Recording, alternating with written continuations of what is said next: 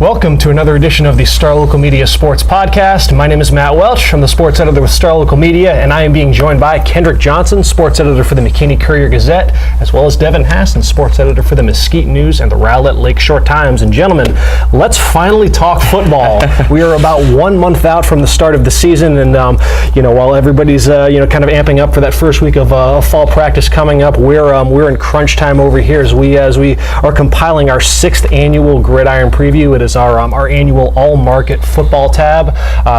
We've been doing this for a few years now. It covers every single school that we cover, every single district. This year, I believe the count rounded out to 11 districts, 47 schools. This is going to be released, near the end of August for all of our markets, plus on our website, starlocalmedia.com. It's got extensive team and district previews, games to watch, player spotlights, schedules, you name it. It is our gift to you, the local high school football fan, in advance of the start of the 2018 season. Plus, we're also going to take that concept though and bring it to the podcast, because why not? So between now, so we're recording this on Monday, July 30th. Between now and August 27th, we've got 9 podcasts. These next 9 podcasts are going to be football centric, as we're going to preview our various districts and a couple classifications in advance of the upcoming season. We're going to start today with talking some private school action. Show some love to our TAP schools. Actually they start practice this week for that matter, so it'll at least be timely in that sense. Kendrick, you've got one with McKinney Christian Academy. They had an incredible season last year. Best season in school history. They were picked next to last, which they're picked next to last again this year, and went to the state championship game. Came up a little bit short, but just getting there was a big accomplishment for them. They bring back Ford Dossie, Levi Miller, and their quarterback, he was all-around guy, Will Baxter. He used to be at the Colony, came over last year, was a huge difference. Yeah, the offense kind of ran through him, more or less. Yeah, he was like I won't say it was a one-man show, because Dossie is one of those guys that he may not have but one catch the whole game and catch 2 bombs, and he got you. He caught two passes over 50 yards in the state championship game, so he's definitely a player. But one thing about McKinney Christian is they're that team that kind of is like a Wiley in the sense they always start slow, they schedule tough. They might be 1-4 at one point in the season, and you look up there in the playoffs, and that helped them last year get through, because they had seen a lot of the teams better than what they saw in the playoffs, so they were ready. But this year they got the Trinity Cedar Hills, aka Deion Sanders University. So it's a different division, but they play them in non-district. Yeah. So playing against teams like that, I think they might play. Do you know if they play Prestonwood? They do not play Prestonwood. No. They play Dallas Christian. Yeah, so they're going to play high-level teams to get ready to make a run, moving up to making that big step to Division II. So I expect them to find a way to get in the playoffs again. I'm not going to predict the state title run, but them getting the playoffs is a big accomplishment, because they're stepping up competition. And TAPS, that's a big difference. That's a good kind of summation for the way that these podcasts are going to be structured. For each team, we're going to go through and talk a bit about what's kind of the dominant storyline heading into the upcoming season, plus kind of our own initial outlook on what we anticipate from each of these teams. And obviously, with McKinney Christian, the big storyline is them fresh off their dream season, making that jump up into a much different classification, and one where a school that the district that you've covered for a while, Devin, with Dallas Christian, and just the one of the heavyweight districts of TAPS Division II. Just talk a little bit about the Chargers and kind of what's the dominant storyline heading into their season. Well, with a program like Dallas Christian, the expectation level is up here. When you've won 8 state championships, that's the ultimate goal, whether it's realistic or not. With Dallas Christian, it usually is. This is a team that made it to the state championship game in both 2015 and 2016. Last year, they got derailed in the state semifinals by Deion Sanders as Kendrick calls it. Very good Trinity Christian Cedar Hill team. But they get 8 state championships, but none since 2008. They've come close. I think they have 4 state title game appearances since then. They're always in the mix, there's always in the running, but when you have that kind of pedigree, that kind of history, that's always going to be the expectation. That's the ultimate goal. I'm interested to see what they can do this year. As is the case with a lot of TAP schools, it's not just the graduation, it's the transfer rate, whether that be bringing in a really strong player or losing a very strong player. They had that happen last year with they expected to have Garrett Cody as a 4-year starter at quarterback. Well, he ends up going to Rockwall Heath and starting out there for a Class 6A program that makes the playoffs. So it's always kind of a turnover. That they are going to be replacing or breaking in a new quarterback, so to speak. Jalen Smith, a senior over there, he played quarterback last year. He was more of a running threat than a passing threat, but he's going to get a look. I noticed Tyler Winfrey, who was actually at Sunnyvale last year, was a very good pitcher on the baseball team at Sunnyvale. Mm-hmm. He's over at Dallas Christian now, and he's quarterback, so he could factor into the mix. One player I'm really interested in seeing as far as his encore campaign is TJ King, who broke onto the scene as a freshman last year, rushed for 529 yards and 9 touchdowns, splitting duties, was also an all-state defensive back. Mm-hmm. So he's one of those guys, especially at the TAPS level, I think that could be a dominant force possibly. He showed that potential last year. We'll see what happens. They have players as always. Marcus Knox is another 2-way player he's their leading returning receiver, but also returns as a linebacker alongside Alex Sarah. They have Tyner Dale on the line, who's an all-state performer. Mm-hmm. So they have all 14 returning starters. Dallas Christian's going to be good. Can they get past the Trinity Christian Cedar Hill? Might be a tall order. That is a loaded team. They just got better. Last year they defended the state champs. Shadur, is that how you say his name? Sanders. Yes. He proved himself to be legit last year. He's not living off his names, ladies and gentlemen. No, yeah, this is not. My dad was a great player, so I'll get the starting role. I mean, he threw for over 2,300 yards, 33 touchdowns, and that's going to be really kind of their measuring stick. Dallas Christian always schedules tough in the early on, and they have some good challenges as well during non-district play. But October 26th is basically the date they have circled, because that's when they play Cedar Hill, a team that beat them twice last year. Obviously the second one was 27-0, and Cedar Hill. Here were their playoff scores last year: 70-8, 41-6. 27-0 against Dallas Christian, and then 62-30 in the state title game. So they are the unquestioned team to beat. And so, like I say, October 26th, we'll really kind of know what Dallas Christian is and where they stand if they hope to make run at the state title.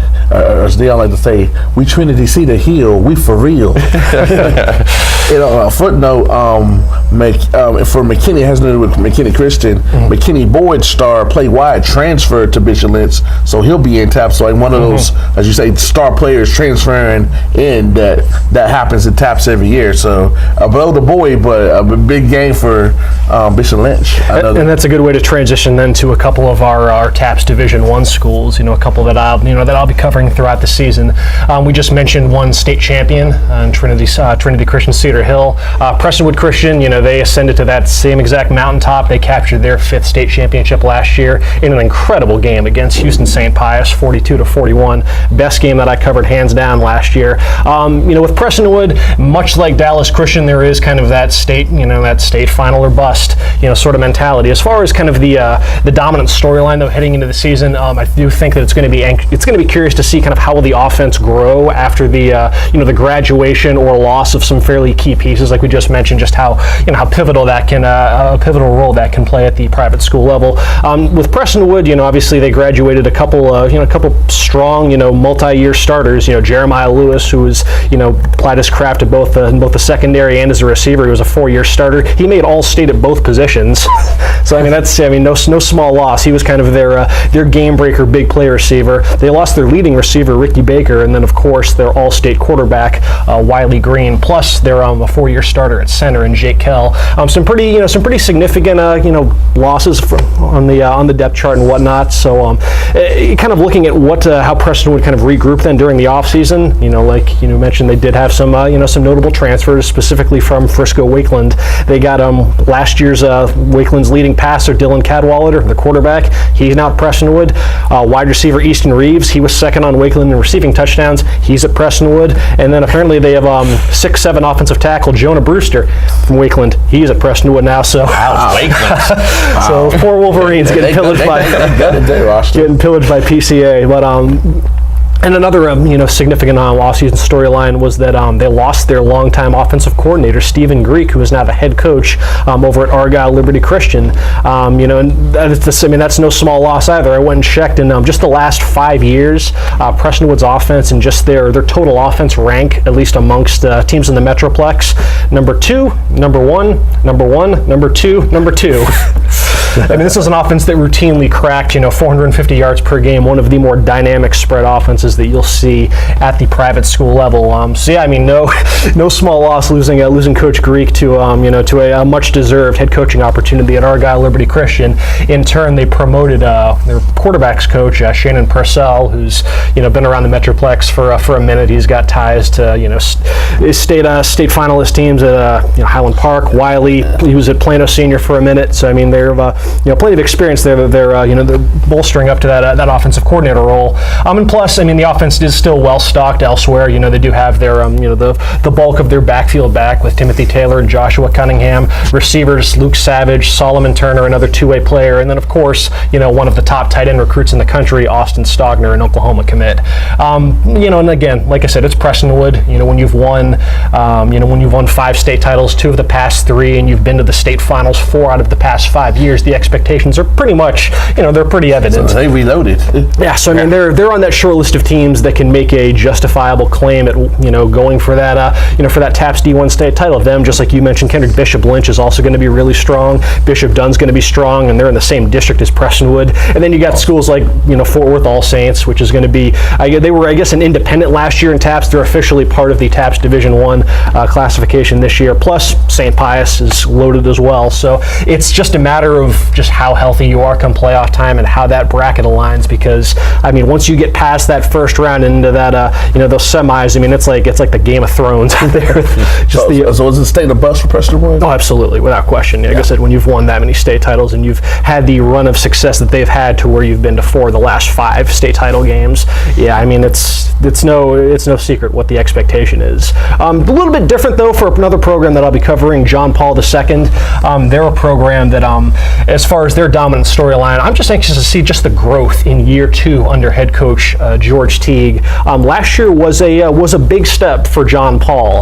It's not going to sound like much at the surface when we've just been talking about Prestonwood, Dallas Christian, and the likes of that. But John Paul went 2-9 last season, which it's 2-9. But at the same time, they were the previous 4 years combined before Coach Teague got there. They were 1-40, including 3 consecutive winless seasons. They had a 33-game losing streak that got snapped last year when Prestonwood on a last-second touchdown to beat Frisco Legacy Christian. Then they got another win against Arlington Grace Prep, and it was just as far as kind of validating because Coach Teague was optimistic during the offseason about things that he'd seen as far as the turnout. He said just the program's numbers were near all-time highs, and just the general vibe and buzz around the program was at a level that it hadn't been in a while. So just to then have that rewarded with that long-awaited win, like I said, when you go, there's 3 winless seasons. That's no high school kid deserves to go. Were they more competitive across the board as well in those other games? They were. It's the district that they're in is going to be. First year there? Yeah. It was his first year last year. He can attract more talent. Yeah. And that's kind of what you've seen now, kind of building off of that into this season. Is again the numbers are up even more, and they've had some. There's a bit more size to the program from a talent standpoint than there's been in years past. They did have some. I told you, man,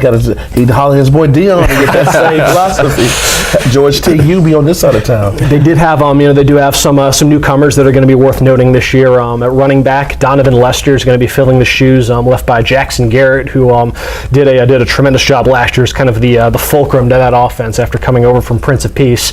Donovan Lester was not only a football star at Irving the Highlands, but he was a track star. He won 3 gold medals at state track at that private school, and he comes.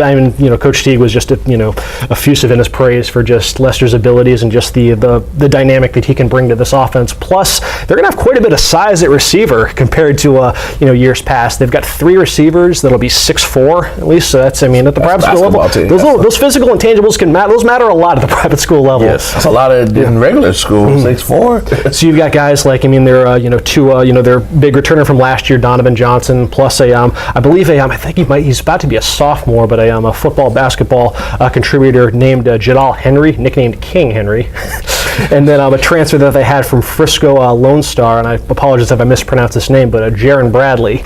Plus, they've got another transfer quarterback, Grayson James, formerly of Jesuit, leading an offense that should be fairly balanced. But like I said, there's a bit more potential for some explosiveness this year at the skill positions. Plus, offensive line. I talked to Coach T last week. He said that unit probably more than any has been the most improved from last season. They've got a potential D1 prospect in Chase Parker, plus a real promising underclassman in Jackson Newbles. So it'll be. I'm kind of anxious to see what John Paul's got in store for year two under Coach Teague. As far as the general outlook for this season, it is worth noting that although they did snap that 33-game losing streak last year, that first district win has been an elusive one. John Paul has not won a district game since 2008 when they win a whole decade without winning a district game. I mean, like I said, when you're in the same district as teams that are perennially like in the state championship game, like I said, they've shared that district all the time with not only just Prestonwood, Bishop Lynch, Bishop Dunn, but also Fort Worth Nolan when Nolan was in when they were in the midst of their dynasty. You had TCA had some great years out of Addison, Argyle Liberty Christian. Midland Christian, which was a powerhouse in D2, then got bumped up to D1 for a minute, and I believe they're actually back now, except in a different district. So that has been pound for pound the most talented district in TAPS. Just from a sheer, because I think we went. So the state champions coming out that district. There was almost every year. There was a run, yes. There was a run where I want to say, because I always made sure to include the note when I was previewing the district in our Gridiron preview, but it was something like maybe 7 out of 8 years you had 2 teams from that district playing for the state title. Wow. So that's just kind of been the norm. So that is such a tough district to make. You need your personal best just to compete. But how many Division I TAPS programs are there? There's not a lot. There's only there's not even like 20. Yeah. So it's not. So, but I'm not trying to take away the strength of that district. But it is though not uncommon for 2 teams from the same district to play. In the state semifinals or in the state championship. Because you saw that with Dallas Christian and Cedar Hill in the past. Programs that you'll see a lot of district rematches for sure. Once you get to playoff time. So that first district win is going to be, again, it's not going to get any easier this year, especially since they've split up the districts and they've gone from what was initially one 8-team district to now to accommodate the additions of All Saints as part of the playing a traditional TAPS D1 schedule. Plus Midland Christian getting bumped back up to D1 versus having one 10-team district. They decided to go the route of 2 5-team districts. So that's actually going to be kind of just to segue for a second, kind of another storyline to monitor for this coming TAPS football season. Just because when you hear that a 5-team district, that means you have 6 non-district games. So the majority of their schedule is going to be non-district games. So that's obviously overkill. I think for most that's why 8 is such a nice number for a football district, because you get those 3 non-district games, which is kind of the ideal spot to figure out what you need to before the games really count. But now when you get past that week 3, we got to play 3 more of these things. Well, and I think it brings up an interesting question in terms of how the coaches approach their scheduling. Oh yeah, because staying healthy is paramount for all classifications, but especially in TAPS when you have so many players that play both ways. Only one player can hurt you. And one or 2 key injuries can just derail everything. So when you have 6 non-district games, you want your team to be ready for the time district rolls around. But how far do you push that? Yeah, because at some point you're just like you're walking on that thin ice of we just don't want to get hurt this game. We've figured out all we need to figure out, but at the same time you don't want to enter district on kind of a malaise. Exactly. But your options are also limited because every other team is in district play basically by then. When you get to week 4, week 5, week 6, your options are very limited in who you can schedule and who you, so it's just it's just a different. It'd be interesting to just kind of talk to the coaches and see what their philosophy was on how do we handle our non-district schedule with 6, like you say, 6 games. It's a lot. Oh, I've talked to a couple that are that obviously would prefer to be in a much larger district and more of a customary non-district schedule. Because 6 is just, like I said, you figured out basically all you can figure out by the end of that 3rd non-district game. So then to have 3 more after that, it's just going to be kind of walking on eggshells, just hoping that nothing goes wrong that could severely send your season into a tailspin once the games actually do start to matter. So while getting back to John Paul, while that first district win's probably going to be a bit trickier to come across this year, it is still stands to reason that even despite last year going 2-9, they still did make the playoffs. The playoff, what qualifies for a playoff team in TAPS is a bit different from the UIL. So and then so I think there's at least, and that actually might work to their benefit, honestly, is when you factor in having 6 non-district games versus your 4 against your juggernaut district opponents. It's not conceivable that John Paul could go 4-6, 5-5, maybe 5-5 even, if things break well. I do think that they should improve upon that, the 2 wins from last season. And once you make the playoffs in TAPS, it's kind of like all bets are off. Like, consider that John Paul, before, they said they made the playoffs last year under Coach Teague. The year before, though, the last time they had made the playoffs was in 2013, a year when they went 1-9, and they lost in the first round to Austin St. Michael's 45-38.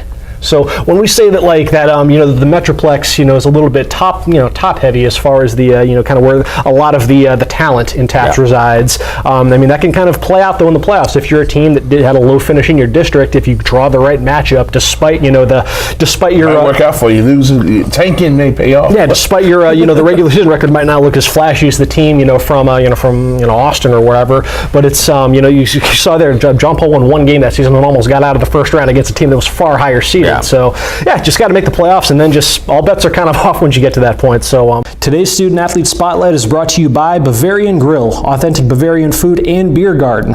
Listed by the Zagat survey as the highest-rated German restaurant in Texas for 12 years in a row. 12 years! That's 3 presidential terms. You can enjoy traditional and authentic spring favorites now, everything from appetizers like slow-roasted ham hock and potato pancakes to entrees like bratwurst or breaded schnitzel. Bring your whole family for lunch and dinner. They are open Tuesday through Saturday, located off Parker and Highway 75 in Plano. Bavarian Grill. And now, let's get back to the podcast. Well, actually, you know what? We got one more part. This completely slipped my mind. So, one thing that we do for that we're going to be doing in the Gridiron preview that we do every year is we do the 5 games to watch for for every district. We go through the schedules and we pick out 5 games within that district that are going to kind of be the marquee matchups. So as opposed to dredging out all 5 or whatnot, I want us all to pick one game that is at least on the schedule for our private school teams that is kind of on your radar for this upcoming season. Devin, where did you land as far as the marquee game for Dallas Christian? Well, I alluded to it earlier. The Trinity Christian Cedar Hill game. Although now that you've talked about John Paul, they actually played John Paul in week 3, so that would be kind of an interesting. Got you hyped up for that one. But it's the Cedar Hill game. I mean, again, that's when your expectation is to compete for state championships. That's going to kind of be their barometer game, especially and the motivation factor after getting beat twice last year. They've really had their way with Cedar Hill over the years. This is obviously a whole different program now over there, but no, October 26th against Trinity Christian Cedar Hill. That's going to be the game of the year for Dallas Christian. And as far as the game that I'm looking forward to most of the at least of the schools that I'll be covering at the private school level. It's tough to turn down the opportunity to go see a state championship game rematch, and I just alluded to earlier how awesome that Prestonwood St. Pius game was last year. You can get to see it again. And September 28th, I believe, is the date. St. Pius will be making the trip up to PCA as part of. I think that'll actually be the 5th game. So we just alluded to kind of that part of the non-district schedule where you're just kind of keeping your fingers crossed and nothing goes wrong. That's going to be the 5th game, I believe, for both teams. So who knows how they'll kind of approach it at that point. But at the very least, that game is still so fresh in my memory. And if I haven't mentioned it before on the podcast, what made that game so great was Prestonwood overcame an 18-point deficit midway through the 3rd quarter, and they came back and won 42-41. So that alone is enough for, especially being a state championship game, is enough to earn some pretty high praise. But then both of those teams are just such a joy to watch. St. Pius has some freaking talent, whether it's their whether it's their quarterback, arguably the best quarterback in the state according to some outlets, Grant Gunnell. That's the kid that's going to A&M, right? He actually was initially committed there. He's now going to Arizona. Yeah. Okay, I saw him at a camp. He looks the part. Oh yeah, he was very impressive last year. He's an absolute handful. Almost like it's like watching kind of like I think the initial comparison as I was watching kind of like a Ben Roethlisberger type, just an absolutely impossible. He's like 6'4", 215. Oh yeah, legit. he can move, and I've seen him up. He is a handful to sack. Plus, they have an explosive set of skill players. You know, Jalen Curry is one of the top receivers in the state. Chase Lane's another great pass catcher for them. I mean, that's a team that they were just those two were just running up and down the field on each other. Just some absolute highlight plays on both sides, and have had an incredible finish. Who knows if it'll be obviously it's a some lofty expectations for that rematch in late September, but nevertheless, when you get a state championship game on the schedule, sure enough, that's going to be worth going out of your way to see. And guess what? Like I said, it's going to be at Prestonwood, so you don't have to drive all the way down to Houston to see it either, or even Midway in Waco like they'd played when they played last year. So it'll be at Prestonwood, September 28th, I believe 7 p.m. Should be a fun one. Kendrick, how about you with McKinney Christian? Mine's going to be low-key drama while everybody will be at the Crosstown Showdown in McKinney. I think I'm putting my bids in on MCA that had to play Bishop Gorman at their school. It'll be the last game of the year, and if their season go according to plan, that will be to get into the playoffs. So they should be in full peak going off of past years. So I'm looking for November 9th for them to host Bishop Gorman, needing to win that game to get into the playoffs. Always big if you can get a season finale where a playoff berth is at stake. As you covered last year in McKinney ISD. Boy, Crosstown Showdowns, if you haven't gone, you never know what you're going to see. I guess you're probably going to see a McKinney Boyd win if history's any example. But Matt well said. I have no idea what's going to happen. Apologies to the McKinney Lions. But that's a look at some of the private schools that we're going to cover. Just a cursory look at what to expect out of some of our local TAPS programs for the upcoming football season. We are just getting started with these, football district classification preview podcasts. We'll be back on Thursday. We're going to talk some 4A. We're going to talk about our 3 4A schools: Argyle, Salina, and now Sunnyvale making the jump to 4A. Making the leap. So otherwise, folks, this has been Matt Welch with Star Local Media. Kendrick Johnson, Devin Hassan. Appreciate y'all for swinging by, folks. Keep enjoying your week. We will talk to y'all later.